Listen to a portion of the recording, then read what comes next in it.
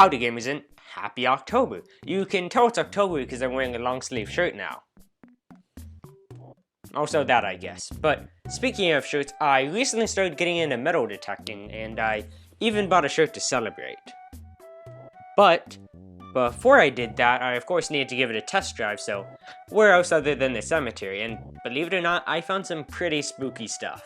On top of finding a copy of Animal Crossing Amiibo Festival, I also found a box of not haunted games, so since it's October and everyone's going to be doing spooky stuff, I figured I could help calm down the mood and take a look at some non-spooky games. So, up first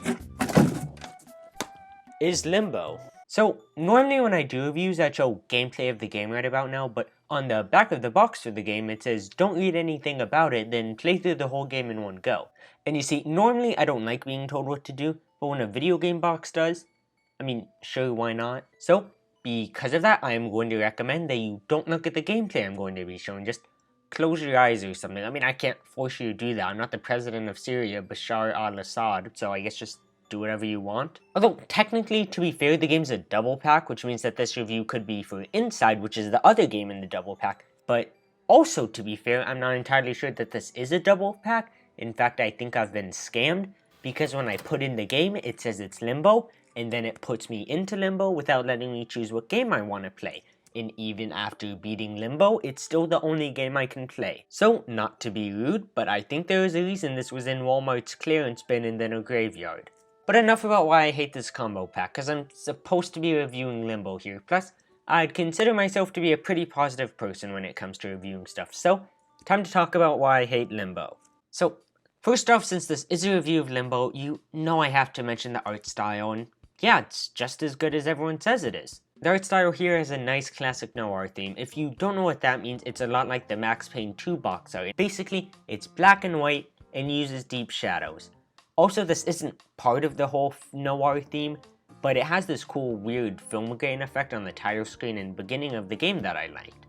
I just thought that was worth mentioning.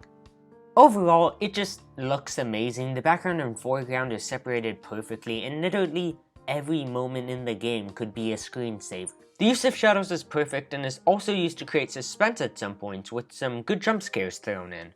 And also, to perfectly complement this whole minimalistic art style, the game has minimalistic controls. You could literally play through this whole game on an NES controller and have no problems at all. I mean, I don't know why you would use an NES controller because, let's face it, they aren't all that good. Plus, personally, I prefer to use a real man's controller anyways. It's still cool to see though, the controls of a game also match the art style, and because this game has such simple controls, the game never has to tell you them. The player has to figure them out on their own, which might sound bad, but the beginning of this game does the best job at teaching you the game's mechanics that I think I've ever seen in a video game. When you first start out in Limbo, you're in the middle of a forest, and if you walk to the left, you reach a dead end. But if you start walking to the right, you'll continue on your way until you reach this pit with spikes in it. If you've played video games before, you automatically know just to press A to jump over it. And even if you haven't, you can try pressing buttons until you figure out how to jump. I sat my mom down in front of this game who can barely play Mario Party minigames to save her life, and even she was able to figure all this out on her own. Then immediately after the spike pit though, you come across this. Once again, it's obvious what you're supposed to do, so just try pressing the other two buttons that didn't jump and you'll grab it. Even just standing in front of this box, the Limbo kid reaches his arms out as if he's trying to grab it. Also, something cool about this game is if you stop moving, you can watch his eyes give you a hint as to where you're supposed to go.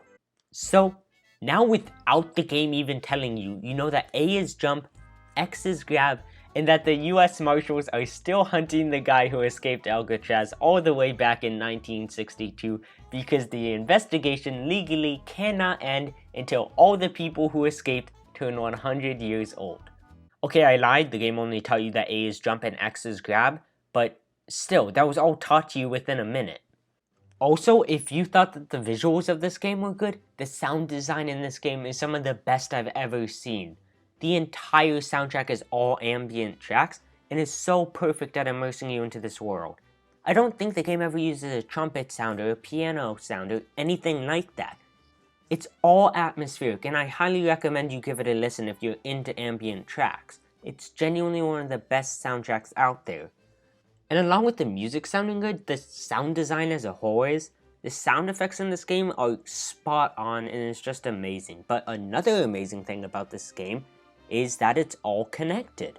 You literally never enter a loading screen or fast travel somewhere. It's all one interconnected world, which is really cool to see from a side-scroller. Not only does it help you immerse yourself in the game, but it's cool to see how you get from one vista to another, and when you watch it all unfold, it's so cool to see how you got from the beginning of the game to the end. But Eric, I thought you said you hated this game. Why haven't you said anything bad about it yet? And you caught me. I was trying to think of a BS reason as to why I might hate this game, but couldn't think of one. Luckily, I have the hat of complaints to help me out. So, I just draw a reason, and I hate this game because the art style.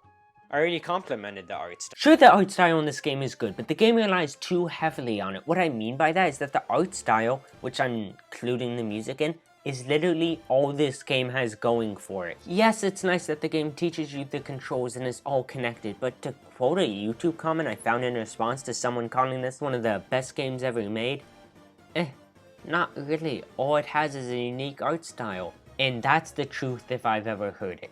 Like, yeah, the game looks good, but so do the items in Dark Souls, and it's not like I'm gonna say that's my favorite part of the game, because my favorite part of the game is the spider ladies with boobies. Just like the item design in Dark Souls, the art style should be nice, but not the best part of the game. For Dark Souls, it should be spider boobies, and for Limbo, it should be the actual platforming and puzzles. Honestly, the platforming in Limbo is just extremely basic, especially for a puzzle platformer. The game might have been better off using more buttons instead of just 2, or expanding on more ideas. The amount of ideas that Limbo brings into one game, another puzzle platformer like Celeste puts into just one 30-minute level, which, it's kind of embarrassing. I'm not saying I could make a puzzle platforming that lives up to Celeste, but this is part of a series where I go over the top 125 games of all time, and this is number 115. And Celeste isn't even on the list, so these games have big shoes to fill. For the most part, platforming in Limbo just comes down to jumping over stuff, which was cool, but also very underwhelming. Also, something cool that Celeste did for a puzzle platformer was that there were multiple ways to actually solve a platforming puzzle, but here, there's just one concrete way to do everything. Maybe Celeste spoiled me, but I can't help but be underwhelmed by Limbo's platforming puzzles. But what about Limbo's puzzles? And I hate to say it, but they just weren't all that good. They never blew me away. The stuff with the Parasail was kinda cool, but the game was always too afraid to spread its wings and try new things. And because of that, the puzzles, like the platforming, were average at best. I tried listening to what the back of the box said and beat the game in one go, but I was so underwhelmed and kinda bored by the puzzles and platforming that I couldn't be bothered. And the game is only 3 hours. It's hard to describe what separates an average puzzle from an amazing puzzle, but to sum it up without spoiling anything, you just don't get those I'm a freaking genius moments that you do with games like Portal. Like, yeah mom, I may have failed my math test, but did you see that puzzle I solved in Portal? I'll be fine, calm down. Really, the game just could have been so much better. The first 30 minutes or so is really cool. They even had a boss fight of sorts in the beginning that was awesome, but then the game just never tries anything like that again, and I have to be honest, just like the game itself was really disappointing to see. Speaking of disappointing, the story, am I right guys? If you've played the game, you know what I mean. It just sort of ends, there's no build up, literally 1 second you're platforming, and the next boom, ending cutscene. And overall, the story itself is just like my girlfriend who goes to another school, I swear. It's non-existent. You have so many questions throughout the game, like, who are these kids? Why did I wake up in a forest? Why is this game so mediocre? And almost, if not none of them are answered. I get that you're supposed to theorize, but this isn't Five Nights at Freddy. I don't want to come up with theories, I just want to know. And the thing is, I like ambiguous worlds and stories where you're left wondering and have to piece everything together. But I just didn't like the way this game did it. I think Dark Souls or COD Zombies did it a lot better because everything actually had an explanation and you still got some concrete answers, you're just left to piece it together. But here you're literally left to guess everything, and even then I don't even think there are answers to everything. Think of it this way, if Limbo's story is a connect the dots puzzle, you only have 2 dots and you're supposed to connect them to somehow make the Mona Lisa. That was Limbo, and to be honest, for a game I found buried in a graveyard with a clearance bin Walmart sticker on it, I don't really know what I was expecting, but still, I can't help but be disappointed when the platforming is just so basic, and same with the puzzles. The only thing that's stopping me from giving this a middle-of-the-road score of 50 is the amazing art styles, visuals, music, and overall world design.